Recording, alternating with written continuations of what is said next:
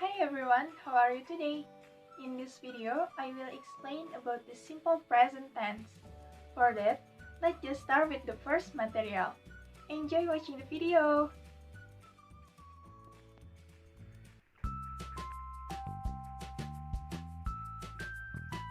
Baik, kita akan mulai dari materi yang pertama, yaitu what is the simple present tense? Atau apa sih sebenarnya simple present tense itu?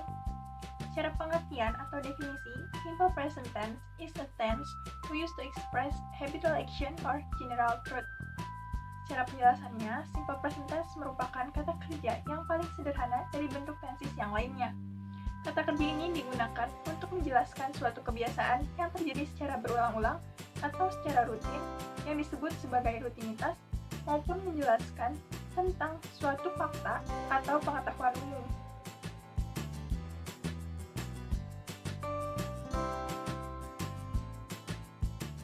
Kita berlanjut ke pembahasan berikutnya, yaitu fungsi dari simple present tense. Ada 6 fungsi dari simple present tense. Yang pertama yaitu menyatakan kegiatan sehari-hari atau biasa disebut dengan daily activity. Contoh kalimatnya yaitu I go to school every day. Artinya, saya pergi ke sekolah tiap hari. Yang kedua yaitu menyatakan suatu peristiwa yang umum terjadi dan tidak bisa dibantah, atau biasa disebut dengan general truth. Contoh kalimatnya yaitu the sun rises from the east atau matahari terbit dari timur. Ketiga yaitu menyatakan permintaan atau perintah kepada lawan bicara. Contoh kalimatnya yaitu please sit down Mega atau dalam bahasa Indonesia artinya adalah silahkan duduk Mega. Lalu yang keempat adalah menyatakan suatu peristiwa yang sudah dapat dipastikan akan terjadi atau sudah terjadwalkan. Contoh kalimatnya yaitu I'll be visiting grandpa's house every weekend.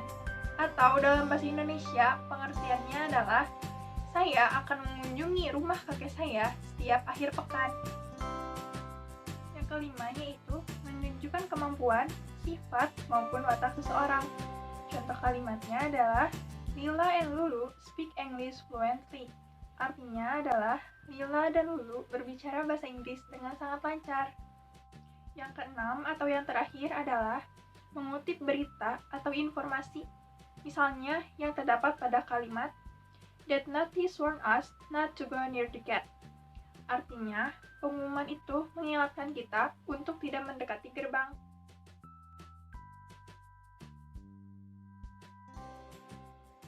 Baik, kita akan berlanjut ke pembahasan selanjutnya, yaitu time signal atau tanda waktu dalam simple present tense. Tanda waktu yang digunakan dalam bentuk simple present tense biasanya yaitu yang pertama adalah adverb of time atau keterangan waktu. Selain itu ada juga adverb of frequency atau keterangan perulangan. Yang termasuk ke dalam golongan adverb of time atau keterangan waktu yaitu misalnya ada every year, every day, every minute, every week, or twice a day. Lalu yang termasuk ke dalam kata perulangan atau adverb of frequency diantaranya adalah seldom, always, ever, sometimes, dan lain-lain. Kita beralih ke rumus simple present tense. Simple present tense terdiri dari dua jenis, yakni nominal dan verbal. Maka dari itu, kita harus mengetahui kedua rumus tersebut.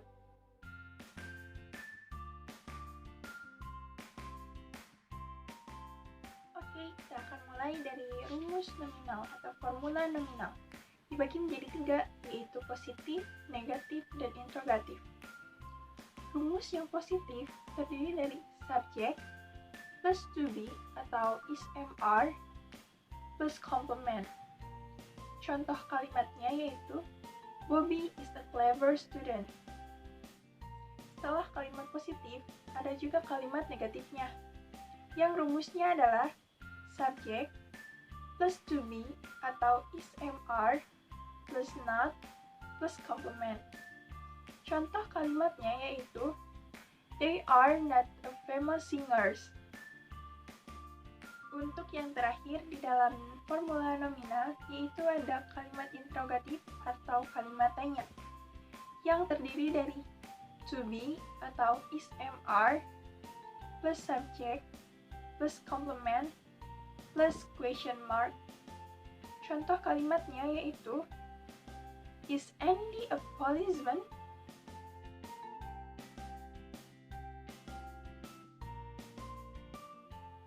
Setelah formula nominal, sekarang kita akan membahas ke formula verbal yang terdiri dari 4 rumus. Yang pertama yaitu rumus kalimat positifnya dapat subjek verb 1 plus S or ES plus object. Contoh dari kalimatnya yaitu yang pertama, I go to school. Contoh yang kedua yaitu she goes to school. Yang kedua adalah kalimat negatif yang terdiri dari subjek plus do or does plus not plus verb 1 plus object. Contoh dari kalimatnya yaitu she doesn't go to school. Yang ketiga adalah kalimat interrogatif atau kalimat tanya yang memiliki rumus yaitu do or does plus subject plus verb 1 plus object plus question mark. Contoh kalimatnya yaitu, does she go to school? Lalu yang terakhir di dalam formula verbal ada kalimat interrogatif yang bersifat negatif. Sebenarnya apa sih kalimat interrogatif yang bersifat negatif itu? Kalimat ini digunakan ketika kita menanyakan sesuatu, tapi kita tidak puas dengan jawaban tersebut, lalu kita ingin menanyakan kembali. Rumusnya yaitu, do or does plus not plus subject plus verb 1 plus object, dan jangan lupa question mark. Contoh kalimatnya yaitu, don't you remember me? Atau dengan kata lain, tidakkah kamu mengingat saya? Selain kita harus mengetahui rumus apa saja yang digunakan pada kalimat simple present tense, kita juga harus mengetahui ketentuan apa saja yang harus diperhatikan dalam penggunaan rumus tersebut. Berikut merupakan beberapa ketentuan yang harus diperhatikan saat menggunakan rumus simple present tense.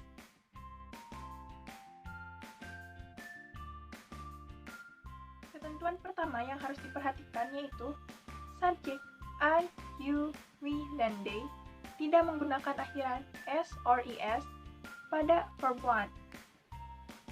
Ketentuan yang kedua yaitu subjek he, she, it, atau singular noun menggunakan akhiran s or es pada verb 1 hanya pada kalimat positif saja. Ketentuan yang terakhir yaitu penambahan es di akhir verb jika verb diakhiri dengan ss, sh, ch, x, dan o. Contoh katanya yaitu misalnya fixes atau memperbaiki atau perbaikan, misses atau merindukan, dan washes atau mencuci. Nah, gimana teman-teman? Udah paham belum tentang video simple present tense yang saya sampaikan tadi? Enough material that I can convey. I hope you like my video. Thank you and see you in the next video. Bye-bye.